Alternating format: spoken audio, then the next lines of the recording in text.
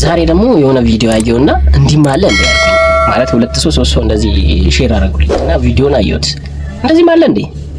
ለማንኛውም የሰው ልጅ የሚወደውን መብላት፣ የሚወደውን መደገፍ፣ የሚወደውን የራሱን ምርጫ መኖር ይችላል አይደል? ነፃነት ነው።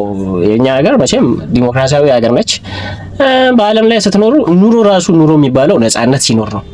ነፃነት ማለት ደግሞ የምትፈልጉትን አምልካችሁ የሰውን ሳትነኩ የምትፈልጉትን በልታችሁ የምትወዱትን አድርጋችሁ የሰው መብት ሳትነኩ ህግ ሳትሰብሩ መኖር ማለት ነውና እዚህ ጋር የሥራ ኃላፊው ያደረገችው ነገር እኔ እንጃ። እኔ እንደዚህ አይነት ሰላም ጤና ይስጥልን ክብራትና ክብራን የስፖርት ቤተሰቦች እንደምን አላችሁ?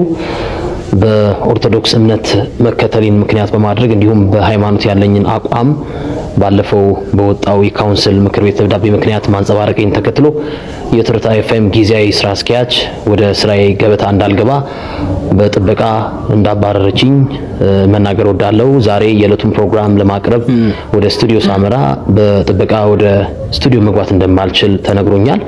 እንግዲህ በኤቨርተን እና በማንቸስተር ዩናይትድ ጨዋታ ላይ የኦርቶዶክስ እምነት ተከታይ ያላት ሴትና የማንቸስተር ዩናይትድ ደጋፊ ካልሆነች አላገባም በማለት ምክንያት ይሄ ሁሉ መዘዝና ጣጣ እንደመጣ ለመናገር ወዳለው። ይህ የትርታ ኤፍኤም ውሳኔ ግን ሁሉንም ባለድርሻ አካላት የሚያወክል እንደሆነ መናገር ወዳለው። ስራ አስኪያጇ ያላት አስተሳሰብ እንደሆነ መናገር ወዳለው። ለመላው አድናቂዎቼና ተከታዮቼ በሙሉ በእምነቴ ጸናለሁ። አሁንም ደግሞ አለው ኦርቶዶክስ እና የማንቸስተር ዩናይትድ ደጋፊ ካልሆነች አላገባም ማለቴን እቀጥላለሁ። ይሄ ችግር ካልተፈታ በሲዲ ስፖርት ከሞዶ ፕሮግራም ላልገባ፣ ላልተነትን፣ ላልዘግብ እገደዳለሁ። ሁላችሁንም እወዳችኋለሁ።